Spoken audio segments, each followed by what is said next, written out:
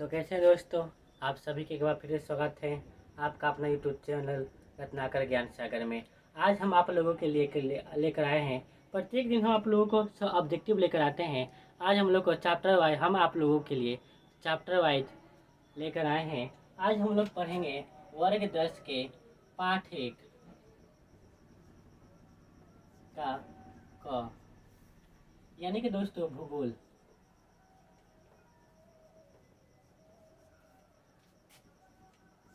खंड का संसाधन एवं उपयोग।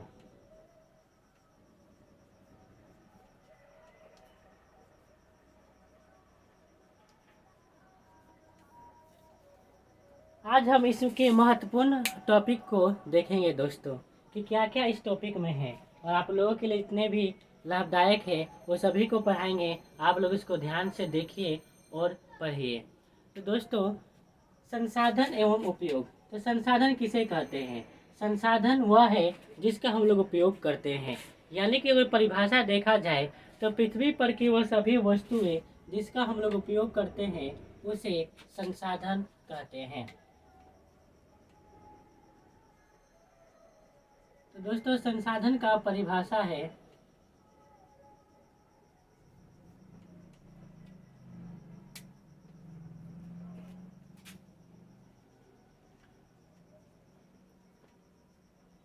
पृथ्वी पर की वह सभी वस्तुएं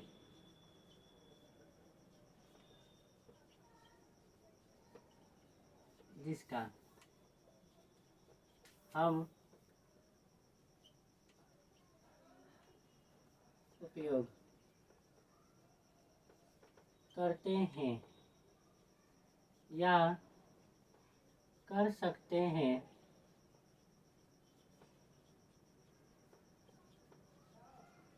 उसे संसाधन कहते हैं। दोस्तों, संसाधन भौतिक और जैविक दोनों होते हैं। तो संसाधन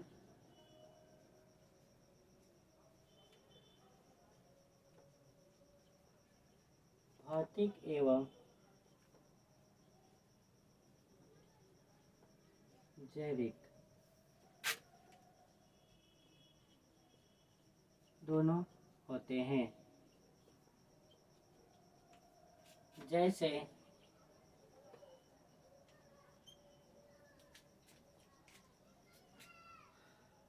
कोयला, मनुष्य, टेबल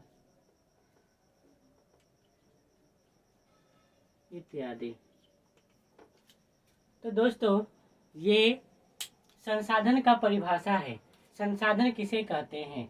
तो पृथ्वी पर की वह सभी वस्तुएं जिसका हम उपयोग करते हैं या कर सकते हैं उसे संसाधन कहते हैं।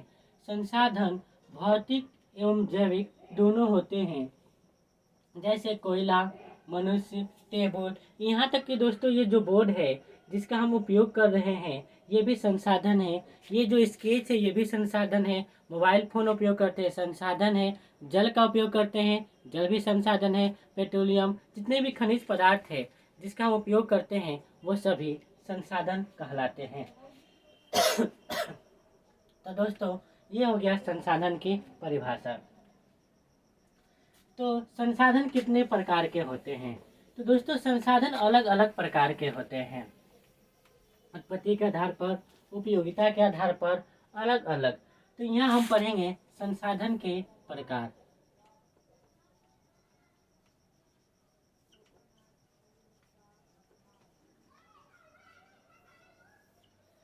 तो दोस्तों, संसाधन अलग अलग प्रकार के होते हैं, और संसाधन के बारे में एक प्रसिद्ध भूगोलविद है जिनका नाम है जिम्मरमैन। उन्होंने कहा था संसाधन होते नहीं बनते हैं। तो दोस्तों, ये ऑब्जेक्टिव है, बहुत ही महत्वपूर्ण वीवीआई ऑब्जेक्टिव है कि संसाधन किसने कहा? संसाधन होते नहीं बनते हैं। तो अलग अलग होते हैं दोस्तों संसाधन के प्रकार। तो पहला उपयोगिता के आधार पर होता है, उत्पत्ति के आधार पर होता है। यहाँ हम लोग अभी पढ़ेंगे उत्पत्ति के आधार पर।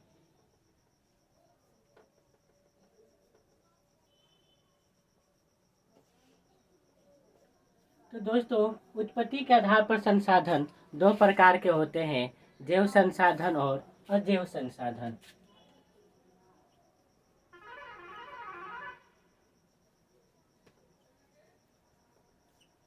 तो इसकी डिफिनेशन, परिभाषा होता है कि जैव संसाधन किसे कहते हैं। तो जैव संसाधन ऐसे संसाधन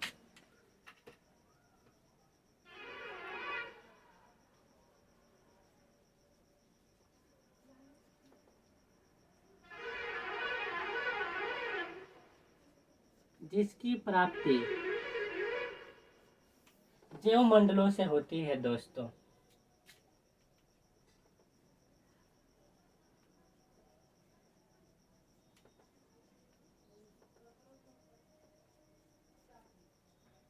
ऐसे संसाधन जिसकी प्राप्ति जैव मंडलों से होती है, जिनमें सजीव का गुण पाया जाता है,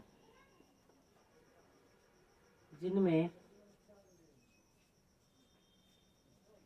सजीव का गुण, सजीव का गुण, जितने भी लक्षण होते हैं, सजीव का गुण या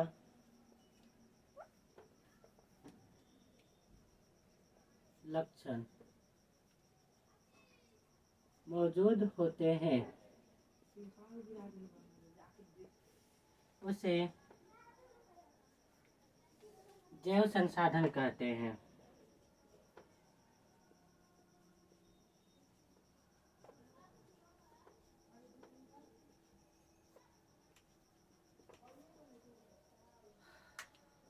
जैसे मनुष्य, वनस्पति एवं जीव जंतु। तो जैव संसाधन किसे कहते हैं? जैव संसाधन ऐसे संसाधन जिसकी प्राप्ति जैव मंडल से होती है, जिनमें सजीव के दोस्तों जितने भी लक्षण होती है, सजीव के जितने भी लक्षण होते हैं, गुण होते हैं, वो मौजूद होते हैं, उसे ही जैव संसाधन कहते हैं। जैसे मनुष्य, वनस्पति, जीव जंतु। तो दोस्तों, इसमें मनुष्य में, वनस्पति में सजीव के सभी लक्षण मौजूद होते हैं, इसलिए इन्हें जैव संसाधन कहते हैं। क्योंकि मनुष्य का हम लोग अनेक प्रकार से उपयोग करते हैं। इनका उपयोग दोस्तों, जैसे कि अभी हमारा उपयोग पढ़ाने के लिए हो रहा है, फिर से मनुष्य का उपयोग कल कारखानों में होता है, टीचिंग लाइन में होता है, डॉक्टरी लाइन में होता है। वनस्पति से दोस्तों हम लोगों को औषधि प्राप्त होती है, लकड़ी प्राप्त होती है, जिन लकड़ियों से हम लोग अलग अलग प्रकार के फर्नीचर का सामान बनाते हैं। जीव जंतु का भी अलग अलग उपयोग होता है दोस्तों। तो ये हो गया जैव संसाधन। अगला है इसका 2 नंबर,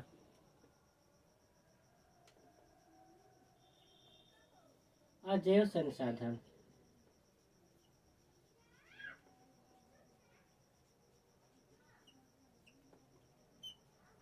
तो अजैव संसाधन किसे कहते हैं?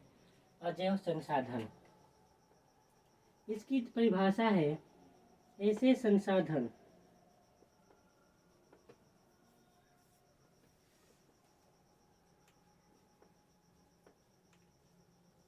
जिसकी प्राप्ति, ऐसे संसाधन जिसकी प्राप्ति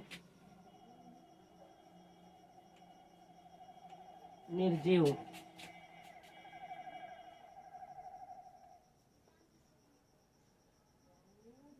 वस्तुओं से होती है,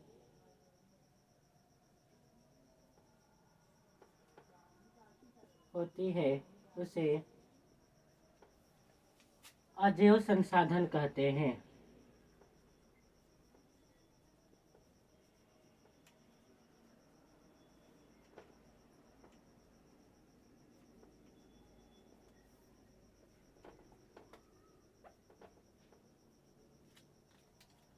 जैसे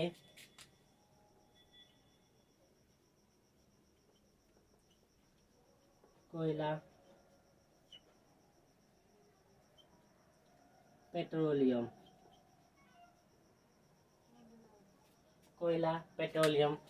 प्राकृतिक गैस,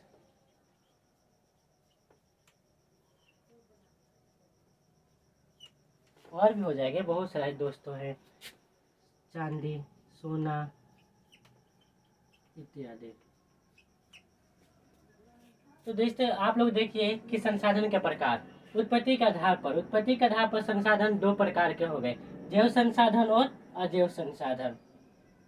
जैव संसाधन किसे कहते हैं? ऐसे संसाधन जिसकी प्राप्ति जैव मंडलों से होती है, जिसमें सजीव के सभी गुण या लक्षण मौजूद होते हैं, उसे जैव संसाधन कहते हैं। जैसे मनुष्य, वनस्पति एवं जीव जंतु। उसी प्रकार से है दूसरा अजैव संसाधन।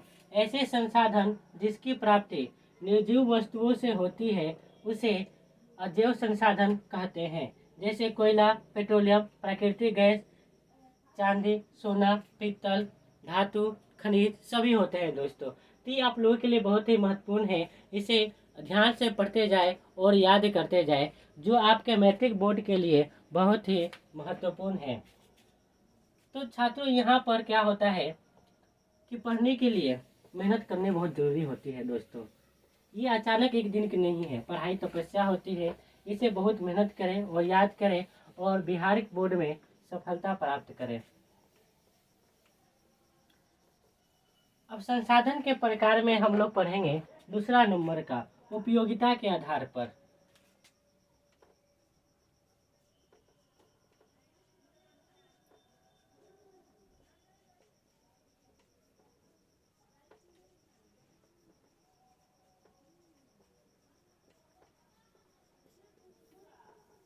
उपयोगिता के आधार पर सभी संसाधन दो प्रकार के होते हैं। पहला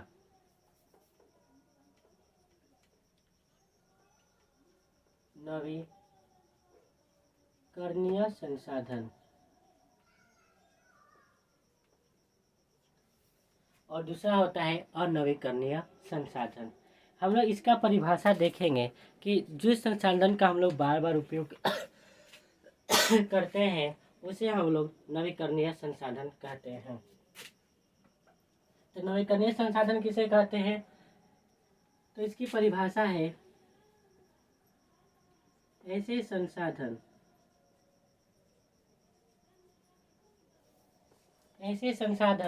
जिन्हें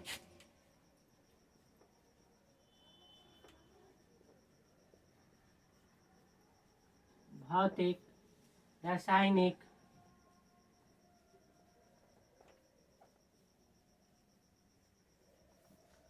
और यांत्रिक विधि से पुनः, दोबारा या नवीकृत से पुनः या दोबारा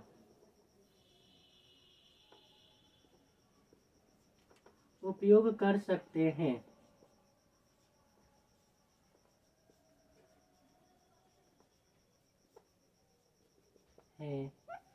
उसे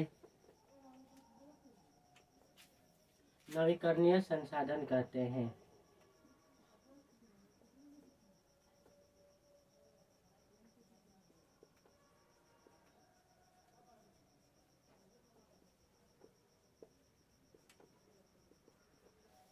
ऐसे संसाधन जिन्हें भौतिक, रासायनिक और यांत्रिक विधि से पुनः यानी कि दोबारा उपयोग कर सकते हैं, उसे नवीकरणीय संसाधन कहते हैं।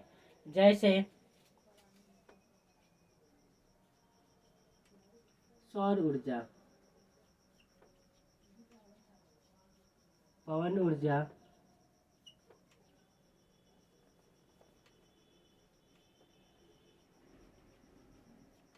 इत्यादि। दूसरा है अनवीकरणीय संसाधन।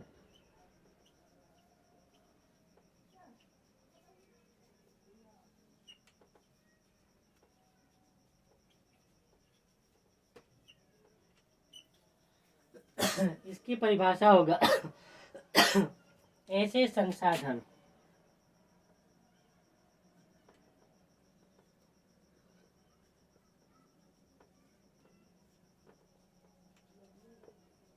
जिसका इसी पर बन सकता है दोस्तों। भौतिक, रासायनिक और यांत्रिक विधि से दोबारा उपयोग नहीं कर सकते हैं, उसे अनवीकरणीय संसाधन कहते हैं। इन्हें ऐसे संसाधन जिसका दोबारा उपयोग नहीं कर सकते हैं,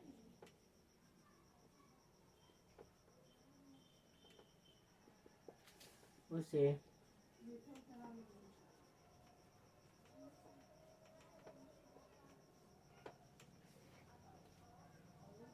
अनवीकरणीय संसाधन कहते हैं।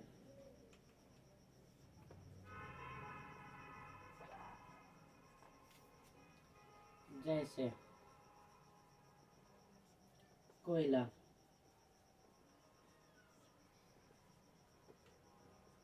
पेट्रोलियम इत्यादि।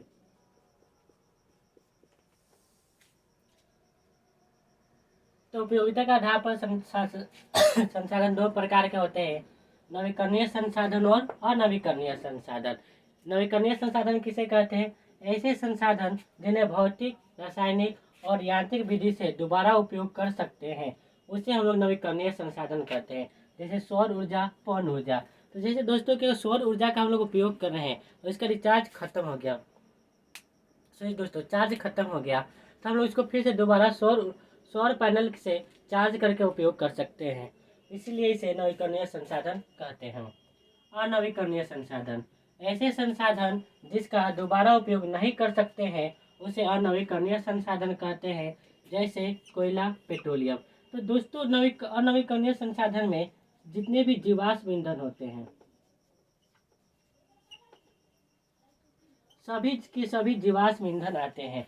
क्योंकि अगर कोयला का हम लोग एक बार उपयोग करिए और ये जल गया, तो फिर उसका हम लोग दोबारा उपयोग नहीं कर सकते हैं। उसी तरह पेट्रोलियम यानी पेट्रोल का उपयोग करते हैं दोस्तों एक ही बार, उसी को दोबारा उपयोग नहीं कर सकते हैं। उसके लिए आगे देखा जाए तो प्राकृतिक गैस हो गया, तो इस सब का एल्युमिनियम हो गया, सही दोस्तों, ये यूरेनियम हो गया, तो इसका एक ही बार उपयोग कर सकते हैं, क्योंकि दोबारा उपयोग करने के लिए बचता नहीं, नष्ट हो जाता है, खत्म हो जाता है। तो दोस्तों आज के लिए बस इतना ही। आगे मिलते हैं आप लोगों के लिए एक नए फिर से टॉपिक जो रहेगा संसाधन के प्रकार में। तीसरा, स्वामित्व के आधार पर संसाधन। तो दोस्तों इसे ज़्यादा से ज़्यादा मात्रा में शेयर करें।